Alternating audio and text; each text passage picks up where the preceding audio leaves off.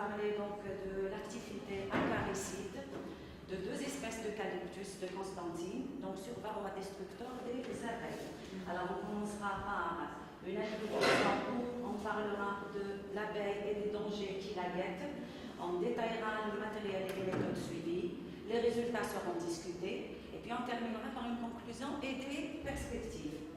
Alors l'abeille joue un rôle primordial dans notre vie. Si elle disparaissait, c'est tout un écosystème qui perdrait son équilibre et beaucoup d'espèces animales et végétales disparaîtraient avec elle. Malheureusement, on assiste aujourd'hui au phénomène très inquiétant de la disparition massive des abeilles en Algérie et dans le monde. L'homme représente la première cause de cette disparition. Il utilise d'une manière anarchique et abusive les pesticides et il détruit l'habitat naturel des abeilles. Les maladies aussi participent à ce phénomène. L'une des plus virulentes est sans doute la varroise, dont le responsable est l'agent ectoparasite varroa destructor, qui parasite l'abeille à tous les stades de sa vie. Il est à l'origine du déclin de milliers de colonies d'abeilles en Algérie et dans le monde. Plusieurs méthodes sont utilisées pour combattre le varroa, mais à ce jour, on n'est pas arrivé à l'éradiquer complètement, car d'une part, varroa développe à chaque fois une résistance aux différents traitements utilisés. D'autre part, le cycle de varroa est intimement lié à celui de l'abeille. C'est pour cela que les apiculteurs ainsi que les vétérinaires se sont tournés vers la médecine vétérinaire traditionnelle, utilisant les plantes et leurs huiles essentielles.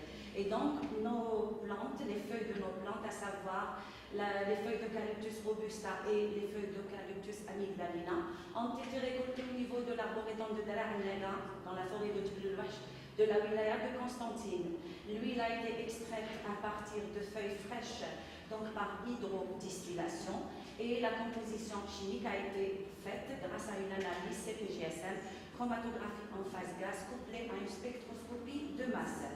Le test acaricide, quant à lui, il a été effectué au niveau du rucher de Rufenana, dans la commune de Azaba de la wilaya de Skikda.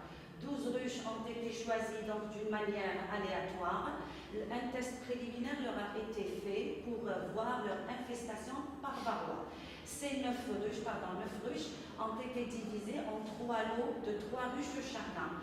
Le premier est traité par l'huile d'Eucalyptus robusta, le second par l'huile d'amygdalina et enfin le troisième, c'est le lot contrôle de la chute et mort naturelle de varroa, c'est le lot non traité.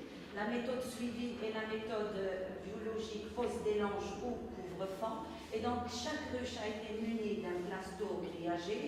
Le traitement de 1 ml est déposé sur une languette, elle-même déposée sur la grille du plateau. Alors l'expérience, ou bien pardon, la lecture où on note le nombre de varroa morts se faisait comme suit. On retirait le lange, on comptait le nombre de varroa morts, on nettoyait le lange et puis on le remettait à sa place. L'expérience est étalée sur 21 jours. Le traitement de 1 ml est répété, 1 ml par ruche est répété chaque semaine et la lecture où on notait le nombre de varroa morts se faisait tous les 2 jours.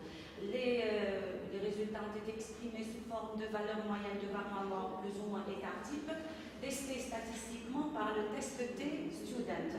Donc, nos deux espèces ont donné un rendement chacun un rendement de 0,83% pour Eucalyptus robusta et 0,77% pour amygdalina. Ces rendements sont plus ou moins moyens par rapport au rendement enregistré par le genre Eucalyptus en Algérie. L'analyse CPGSM a indiqué que nos 2 plantes étaient majoritairement donc composées du A8 cinéole, donc chémotique par excellence pour le genre Eucalyptus, avec bien sûr le pourcentage le plus élevé pour Robusta.